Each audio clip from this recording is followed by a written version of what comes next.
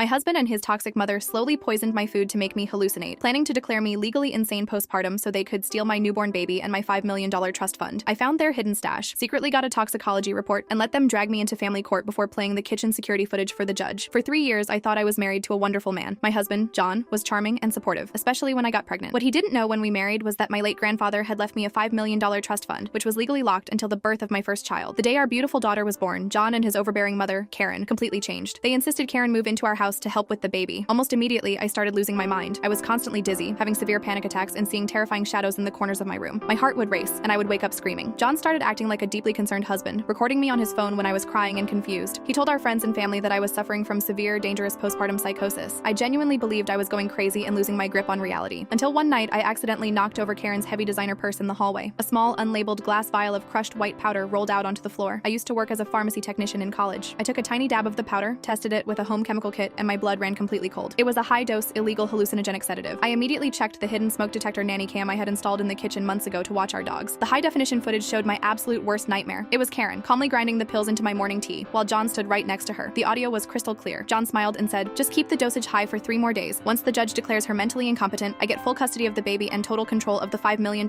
trust fund." They were literally poisoning the mother of their child just to steal my money. I didn't scream. I didn't let them know I found out. I quietly stopped eating or drinking anything they prepared, pouring the tea down the drain and faking the hallucinations while I secretly hired a cutthroat family lawyer. I went to a private clinic, got a certified toxicology blood panel, and gave all the evidence to my legal team. Thinking their evil plan had worked perfectly, John filed for emergency full custody and mandatory psychiatric institutionalization. The court day arrived. John and Karen stood before the judge, playing the weeping, terrified family, presenting the videos of me crying as proof that I was a danger to my own baby. The judge looked at me with deep pity and was about to sign the institutionalization order. That is when my lawyer stood up. He walked right past John, handed the judge the certified toxicology reports, the vial of drugs, and played the unedited kitchen footage on the massive courtroom monitor. The silence in the courtroom was suffocating. The judge's face went from pity to absolute, unadulterated fury. He immediately slammed the panic button under his desk. John and Karen were violently arrested by the court bailiffs right there in the room for attempted murder, child endangerment, and felony conspiracy. I walked out of that courtroom with full custody, my entire trust fund, and an absolute permanent restraining order, while they are both facing up to 30 years in federal prison.